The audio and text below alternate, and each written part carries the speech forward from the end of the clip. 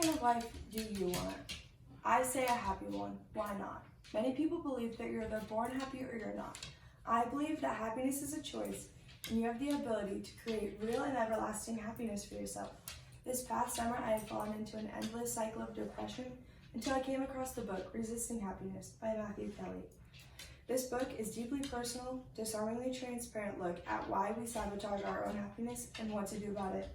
Kelly stated in his book, our lives change when our habits change. New habits bring new life.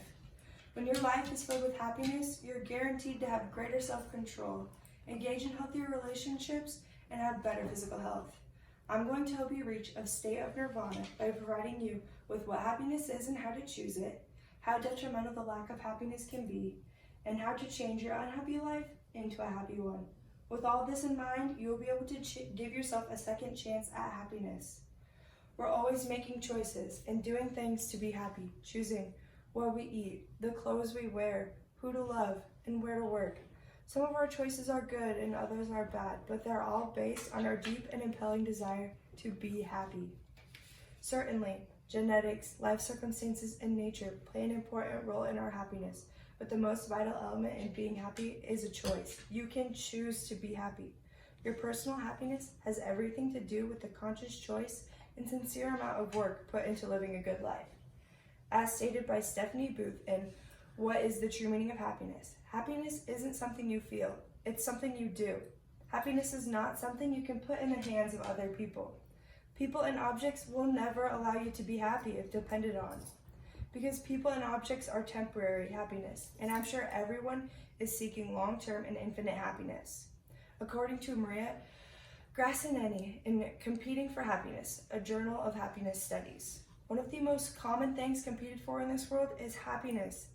And in reality, there is no limit to the amount of happiness in this world. It's something that each person has to find within themselves.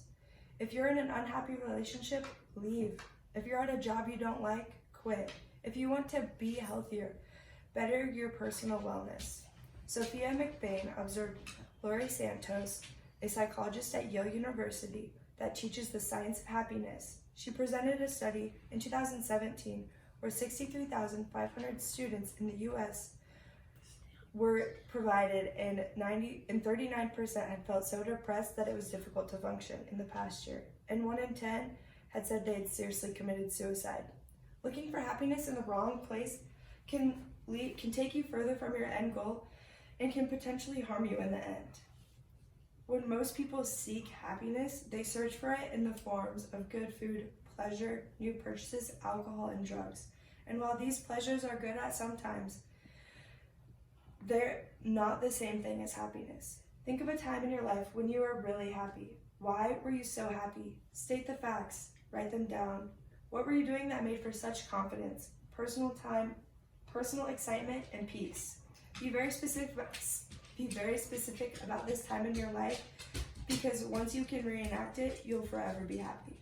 Happiness can be found in many ways. For example, you can place God at the center of your life, participate in meditation, obtaining good self-management skills, and surrounding yourself with people that can increase your probability at happiness. When you know the facts of what makes you happy, and you can choose to do the same things you love to do. Use your gifts and your talents to be fully expressed and entirely yourself. Isn't that what happiness is about? Happiness does take work. It takes practice, and it's not easy. It's not something you can turn on in the midst of a heartache, profound worry, or fear. But at least you have the knowledge, the facts, and the life experience to know what makes you happy. And then you can recreate it, work at it, and have it in your life always. Why not make happiness a daily ritual? John Gordon stated in his book, The Seed, every morning you have the choice. Are you going to be a positive thinker or a negative thinker? Positive thinking will energize you. Choose happiness. Love it, and always remember that happiness is what you think, what you say, and who you are all in harmony. As human beings, we like to complicate things, and in reality, happiness is just that simple. No one else can make us happy except for ourselves. The biggest factor in becoming a more happy person is attitude, and it is completely possible to think yourself into a happy state.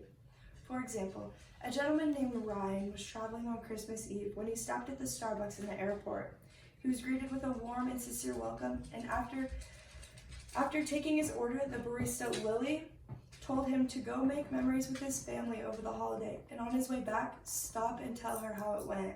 Ryan takes his drink and walks away, and then he stops, turns around and looks at Lily and thinks to himself, it's Christmas Eve, and most people would rather be anywhere else in the world besides serving coffee in this airport. Not her. It was like she was meant to be there. Ryan went back and said, excuse me, Lily, I just had to come back and ask you to what your secret was to making such meaningful connections over serving coffee. Her response was, Ryan, I'm not serving coffee. I'm pouring happiness into people's lives. What is pouring happiness, Ryan asked. The definition that she had said was she wants happiness in her life. She wants to be around happy people. She chooses, even on Christmas Eve, to smile, to have fun, to be happy, and to help others. Instead of focusing on how to be successful, focus on how to be helpful. The other thing she masters is how she chooses to show up. Even on Christmas Eve, you know this, a lot of things happen at work and in our lives. And the only thing that she can own is how she chooses to respond to these things. When you decide to show up constantly, when you decide to show up consistently as the best version of who you are and give the best opportunity to meet people where they are, you never know when someone needs you at your best. We're always making choices and doing things to be happy, choosing what we eat, what clothes to wear, who we like, and where to work. Some of our choices are good and others are bad, but they're all based on the deep and impelling desire to be happy. Many people believe that you're either born happy or you're not.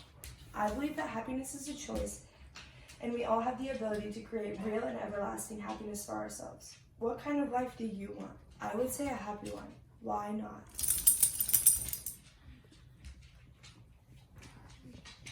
Little bell ringing at the end.